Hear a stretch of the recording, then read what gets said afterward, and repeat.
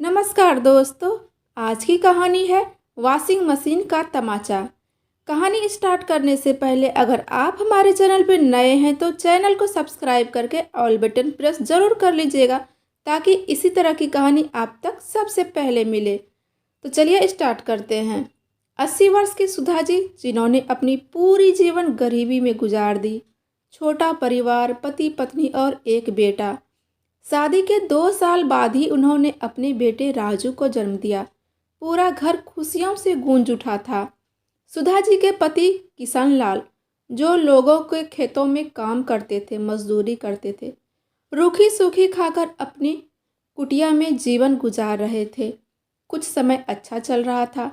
जब राजू 5 वर्ष का हुआ, सुधा जी का सपना था अपने बेटे को किसी बड़े स्कूल में पढ़ाने का। एक दिन की बात है। सुधा जी, सुनिए जी, मैं चाहती हूँ मेरा बेटा किसी बड़े स्कूल में पढ़ाई करे। हम दोनों ने जो गरीबी झेली है ना, मैं नहीं चाहती हूँ मेरा बेटा भी इस गरीबी में अपना जीवन गुजार दे। इसलिए हम रूखी सूखी खा लेंगे, लेकिन अपने बेटे को बड़ा स्कूल में पढ़ाएंगे। तभी किशन लाल जी, नहीं सुधा, इतने कम पैसों में इतना बड़ा स्कूल में पढ़ाना, पागल हो क्या? हम लोग सोच भी नहीं सकते। मामूली सा मजदूर लोगों के खेतों में काम करता हूँ, भला इतने पैसे कहाँ से लाऊंगा? आप चिंता ना करें जी, मैं भी लोगों के घरों में चूल्हा चौका बर्तन कर लूँगी। लेकिन एक बार मेरी बात मान लीजिए ना किशन लाल जी।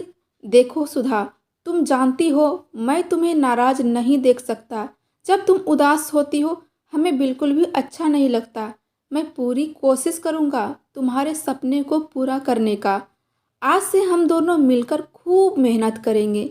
सुधा जी ने लोगों के घरों में काम करना शुरू कर दिया। उधर किशन लाल जी भी दिन में मजदूरी करने के अलावा फिर ओवर टाइम वर्क भी करने लगे और एक अच्छे स्कूल में अपने बेटे का भी एडमिशन करवा दिया। सब चीज़ ठीक ठाक चल रहा था। बेटे राजू ने भी अच्छे नंबर से 10वीं क्लास पास कर ली। बड़े दिनों बाद आज घर में बहुत रौनक था। सुधा जी और किशन लाल जी सीधे साधे इंसान थे। बेटे के रिजल्ट आने पर मंदिर में प्रसाद चढ़ाया और अपने आस पड़ोस के लोगों को लड्डू भी बांटे।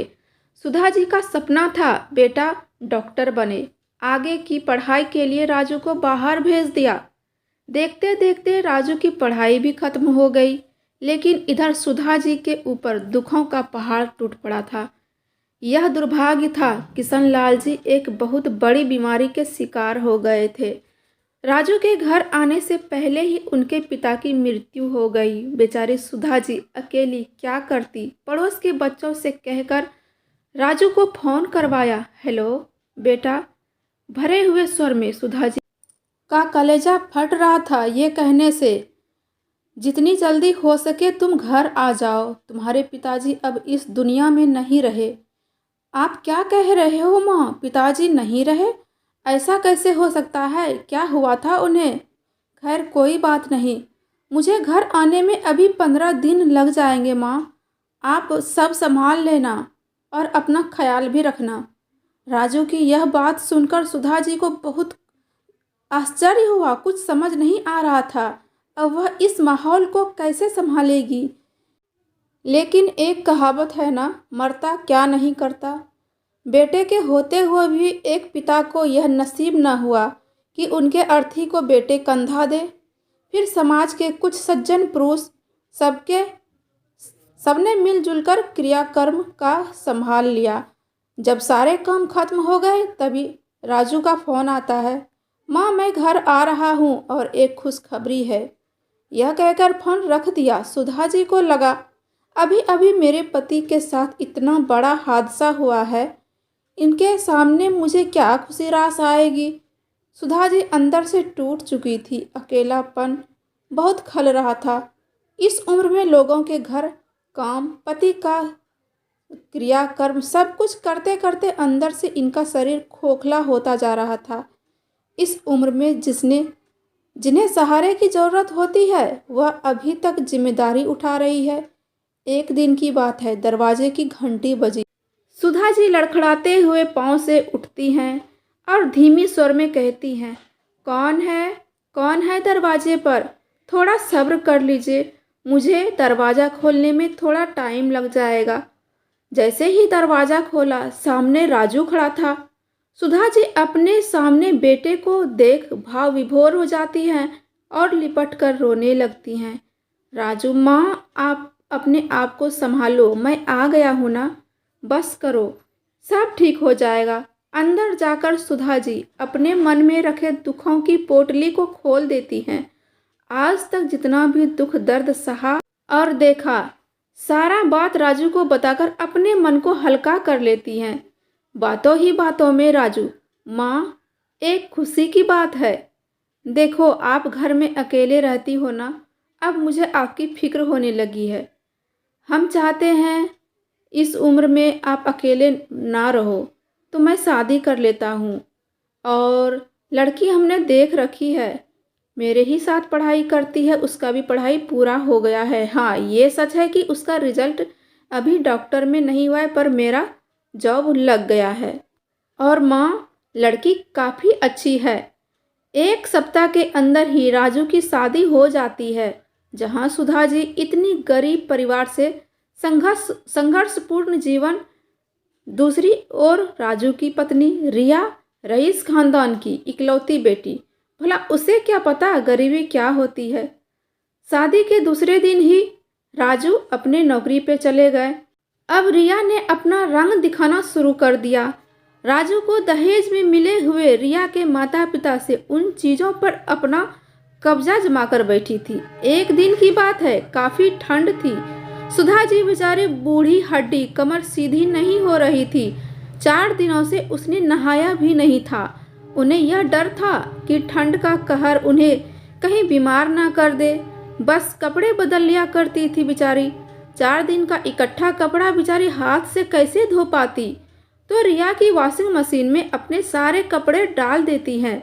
कपड़े तो धुल गए, लेकिन रिया को भी कपड़े धोने थे। सुधा जी का कपड़ा मशीन में पड़ा देख रिया ने सारे कपड़े उठाकर रोड पे फेंक दी। मम्मी जी, आपने क्या सोचकर मेरे मशीन में कपड़े धोए? इतनी गंदी साड़ी, छी छी छी छी छी। आपको पता भी है मशीन में कैसे कपड़े धोए जाते हैं? आपने तो पूरी जिंदगी गुजार दी हाथों से कपड़ा धोते धोते। आपने कभी सपने में भी देखा है वॉशिंग मशीन? नहीं ना, तो आपके मायके में होगा भी नहीं। कैसे माँ बाप थे आपके जो अपनी बेटी की शादी एक मजदूर के साथ कर दी। यह सब सुनकर सुधा जी का रोम रोम कांप उठा। भरे स्वर में सुधा जी कहती हैं, वो बहू आज बहुत ठंड थी ना, तो इसलिए हमने कपड़े मशीन में डाल दिए। यह कहकर सड़क पर जाकर अपना कपड़ा उठा लाती हैं। हमने सोचा मशीन में ही धो लूँ कपड़े, लेकिन माफ़ करना बहू, आगे से ऐसी गलती कभी नहीं होगी। लड़खड़ाते हुए पांव से सुधा जी कपड़े तो उठा लाती हैं और धीरे धीरे अपने कमरे में जाकर रोने लगती हैं। अब सुधा जी किसी भी सामान को हाथ लगाती तो रिया जोर जोर से चिल्लाने लगती। इस उम्र का अकेलापन, दर्द, कहर अब बर्दाश्त नहीं हो रहा था सुधा जी से। हर रोज़ प्रार्थना करती थी, हे भगवान हमें उठा लो, हमें उठा लो भगवान। लेकिन ठाकुर जी की ऐसी कृपा रही, पासा ही पलट गया। घर पर 2 कर्मचारी आए और कहने लगे, यहाँ पर सुधा जी कौन है? उनके नाम से ही यह मकान है। मकान भले ही कच्ची था, पर धीरे धीरे वह जमीन बहुत ही महंगी होती चली गई थी। लखन लाल जी, उसकी पत्नी का बुढ़ापा अच्छे से गुजरे, वह मकान उसके नाम कर दी थी। इंसानियत होने के नाते दोनों कर्मचारी ने पूछा, माँ जी आपको कोई तकलीफ तो नहीं है ना? बेचारी सुधा जी घर में अकेली थी। दूसरी तरफ बहू रिया का बुरा व्यवहार। बेटा राजू भी नौकरी पर चला गया था, लेकिन रिया का रिजल्ट अभी हुआ नहीं था, इसलिए वो यहाँ थी। तो सुधा जी को डर लगा कहीं रिया बुरा ना मान जाए, इसलिए सुधा जी कर्मचारी से कुछ ना कह सकी। लेकिन कर्मचारी को सब कुछ समझ आ गया, इतने साल का तजुर्बा जो था उन्हें। दोनों कर्मचारी ने रिया से कहा, देखिए यह मकान सुधा जी के नाम से तो है ही साथ पेपर में साफ साफ लिखा है, इन्हें किसी भी तरह का प्रताड़न नहीं किया जाए, नहीं तो कानूनी कार्रवाई की जाएगी। फिर क्या था, पढ़ी लिखी रियाज बहू कानून को अच्छे से समझती थी। उन्होंने कहा, अरे नहीं नहीं नहीं, ऐसी कोई बात नहीं है। हम और माँ दोनों मिलजुल कर रहते हैं अच्छे से, माँ बेटी की तरह रहते हैं। इन्हें कोई भी तरह की, किसी भी तरह की कोई तकलीफ ही नहीं है। यह सब सुनकर सुधा जी का दिल भर आया और उन्हें आज अपने पति की बहुत याद आ रही थी, क्योंकि जब वो जीवित थे तो इनका बहुत ही ज़्यादा ख्याल रखते थे, और आज जब इस दुनिया में नहीं है तो भी मेरे बुढ़ापे के लिए इतना कुछ कर गए। मैं क्या कहूँ, हे प्रभु, अद्भुत लीला है आपकी। वो जहाँ कहीं भी हैं उन्हें बस शांति दिलाए रखना। फिर दोनों कर्मचारी चले जाते हैं। अब रिया और सुधा जी दोनों मिलजुल कर रहने लगे थे। तो दोस्तों, आपको यह कहानी, शिक्षाप्रद कहानी कैसी लगी, कमेंट बॉक्स में ज़रूर बताइएगा। हर हर महादेव।